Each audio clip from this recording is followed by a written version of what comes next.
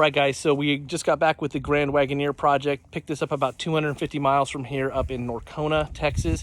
It's been sitting a long time, but let me show you what we're working with. So this is a 1987 Jeep Grand Wagoneer. As you can see, it's missing some trim, it's missing the front grille, missing the hood ornament. But other than that, it's pretty much complete. There's very little else missing or damaged on it. There's a little bit of body damage in the way of that little dent there on the back quarter panel, but overall the body is excellent. Inside, the interior is actually pretty good shape. I mean, it's worn, it obviously needs to be replaced, but at least it's all complete, so we know what we're working with. And actually, the one really nice thing is that dash pad has had that cover on it the whole time, so the dash looks like brand new underneath that cover.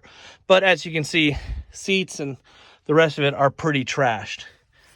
Now, our plan is to put a modern drivetrain in it. So what engine would you like to see in this Wagoneer? Comment down below.